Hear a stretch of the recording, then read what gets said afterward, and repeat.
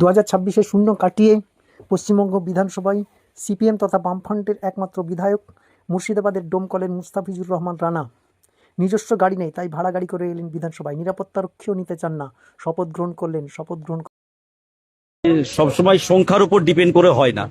সংখ্যা এক থাকলেও 100-র কাজ করা যায়। আবার 294টা সিট থাকলেও দেখা যাচ্ছে বেশিরভাগ বিধানসভার বিধায়ক আপনার ঘুমায়, না হলে হচ্ছে যে গঙ্গার ধারে বেড়াতে যায়, যার ফলে একা থাকলেও সেই ভূমিকা পালন করা যায় যদি ইচ্ছা থাকে, উইল থাকে পলিটিক্যাল। এটা তো শপথ নেওয়ার পর প্রথম অভিনন্দন জানাবো যে তারা এই যে রাজ্যে 294টা আসনের মধ্যে অন্তত একটা বামপন্থীদেরকে এখানে প্রতিনিধি পাঠিয়েছে। ডোমকলের মানুষকে আমি হার্দিক অভিনন্দন জানাবো পার্টির পক্ষ থেকে এবং আমার পক্ষ থেকে। আর আগে বিধায়ক মানে আমাকে দায়িত্ব বেড়েছে, আমার মাঠের কাজ তো করতে হবে। আমার যেটা আমি আবাদ করি, তো আবাদে আমাকে যেতে হবে না। আমি যে এটা বিধায়ক হওয়ার পর কি আমাকে আকাশ থেকে খেতে দিবে নাকি?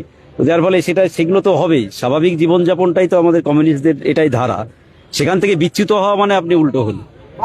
রাজ্যে যেভাবে শিক্ষা ব্যবস্থাটাকে গত 15 বছর ধরে ধ্বংস করেছে তৃণমূল কংগ্রেস মমতা ব্যানার্জির নেতৃত্বে, একই রকম ভাবে নরেন্দ্র মোদীর নেতৃত্বে গোটা দেশ জুড়ে শিক্ষার উপর বিভিন্ন ধরনের আক্রমণ নামিয়ে আনার চেষ্টা করা হচ্ছে। এইটা একটা বড় ধরনের করাপশন।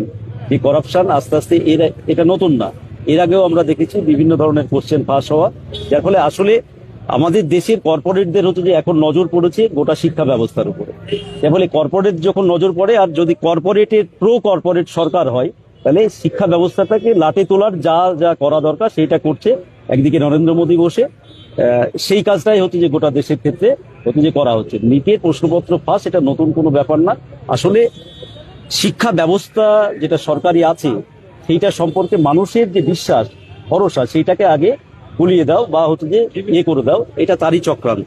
শিক্ষা স্বাস্থ্য সবকিছু নিয়েই বলবো, শিক্ষাটা তার মধ্যে প্রায়োরিটি থাকবে। শিক্ষা স্বাস্থ্য তো আমাদের বেসিক নিডস এটা মানুষের, এর ফলে এগুলো নিয়ে তো বিধানসভায় আলোচনা হওয়াটাই স্বাভাবিক। সেটা গত 5 বছরে হয়েছে কিনা আমি জানি না, তবে এবার হবে, যেহেতু বামপন্থীদের একজন থাকলেও সেই বিষয়গুলো উঠবে। আপনার সঙ্গে তো নওশাদ সিদ্দিকী আছেন। হ্যাঁ, অবশ্যই নওশাদ সিদ্দিকী আছে। নওশাদ ভাইয়ের আরো 5 বছরের এক্সপিরিয়েন্স আছে, দুজনে মিলেই লড়াই হবে। রাজ্যে শিল্প, স্বাস্থ্য এবং শিক্ষা সবকিছুর বেহাল দশা। এবার নতুন সরকার, তাদের কাছে কি আবদার করবেন? যে নতুন সরকার এত বড় ম্যান্ডেট নিয়ে এসছে, আমি তো বললাম যে হিন্দু মুসলমান মন্দির মসজিদ অনেক তো হলো ভোটে জেতার জন্য। আসলে তো এটা ভোটে জেতার জন্য এই রাজনীতি, তাহলে ভোটে জেতা হলো। এবার রাজ্যের মানুষের কাজ করুক, শিক্ষা স্বাস্থ্য যা যা আছে সেগুলো নিয়ে হতে যে এবারে এই সরকার কাজ